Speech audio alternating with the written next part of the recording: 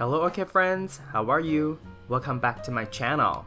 If this is your first time watching my video, my channel is all about orchids. From what orchids I have, how I grow them, my thoughts on certain orchid topics, to what orchids in my collection are blooming, etc. So if you want to follow along my orchid hobby adventure, please consider subscribing to my channel and turn on the notification. It's that time of the years again where cooler temperature is upon us and a lot of the orchids are currently spiking.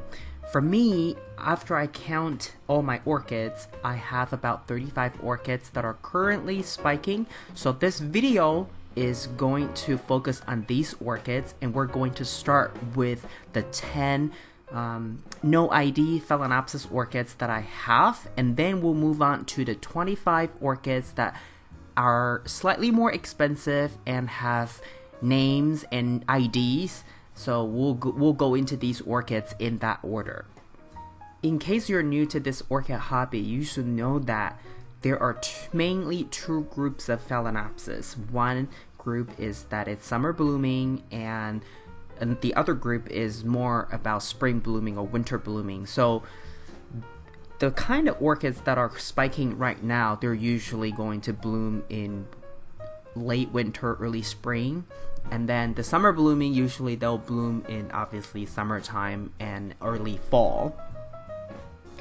Generally speaking, when we talk about the cooler temperature for Phalaenopsis orchid to spike, the range is usually between 55 to 65 Fahrenheit.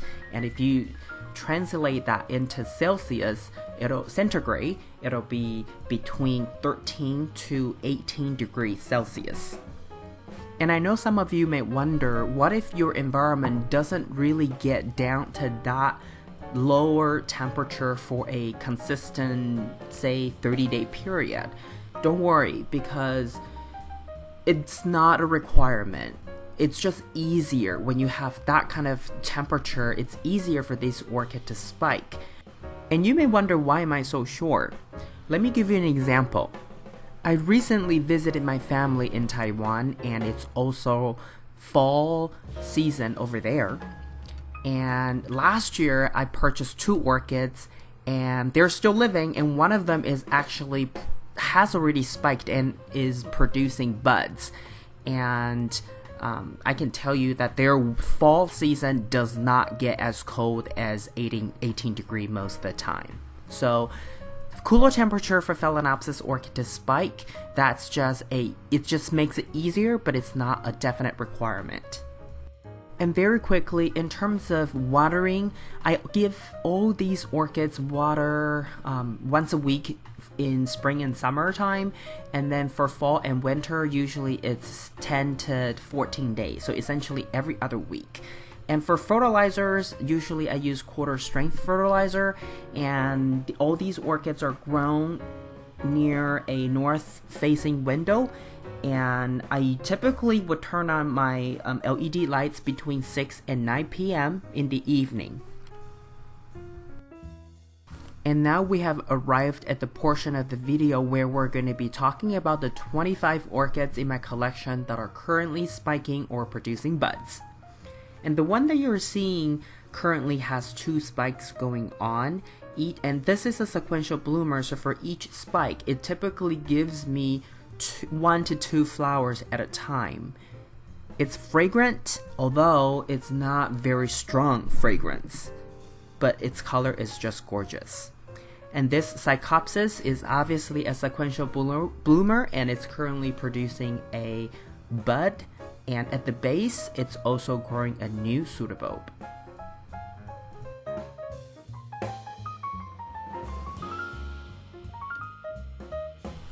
This Phalaenopsis Philadelphia is a cross between Schilleriana and Stewartiana. It's one of my favorite primary hybrids.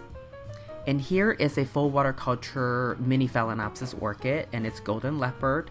It bloomed earlier this year for the very first time in full water culture, and now this spike that you're seeing is the second time that it's producing spike in full water culture under my care. and this is just the root system in the cup without the outer container.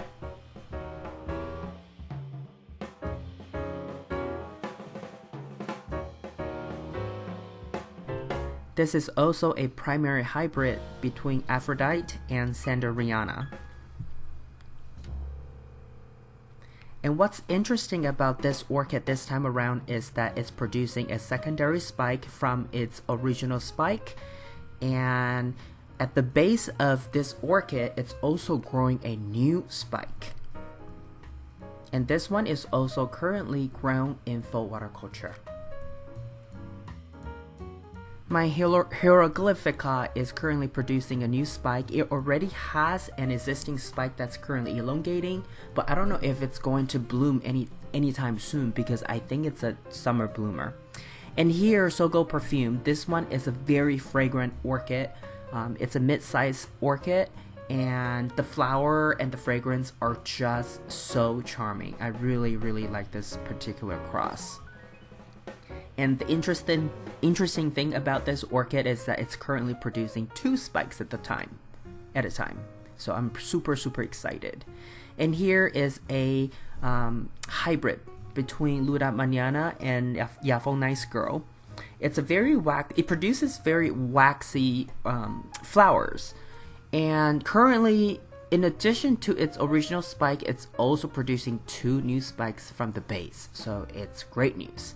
It's currently grown in semi-hydro, as you can see here, and the roots are doing really well in this setup, as you can see. At first I wasn't going to repot this orchid after the flower is finished, but eventually I got convinced into repotting it, and it turned out to be the right decision, the right move. And here we have 3 memory M. I have 2 of these, and both of them are currently producing new spikes from the very base. These 2 orchids are on the more expensive side, but for its fragrance, I think it's totally worth it because they're harder to find in the US.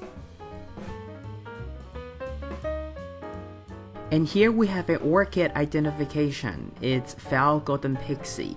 These are the ones that I used to refer as no ID yellow fragrant Phalaenopsis orchid that I got from Trader Joe's. If you have followed my channel for a while, you would know what I'm talking about.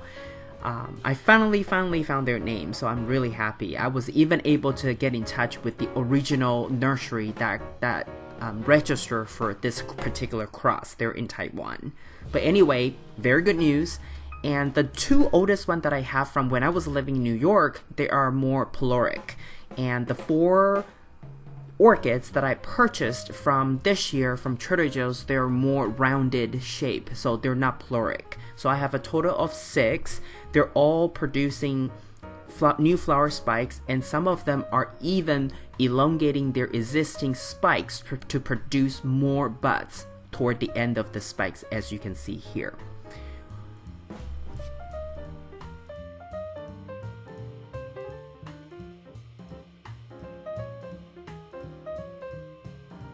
And here are my Leodoros. One of them is elongating its spike at the moment. I cannot wait to see its bloom. And up next is my Phal Legato. This is one of the 2 bigger Phalaenopsis orchid that I have in my collection. And it doesn't have a fragrance, but its flower lasts forever.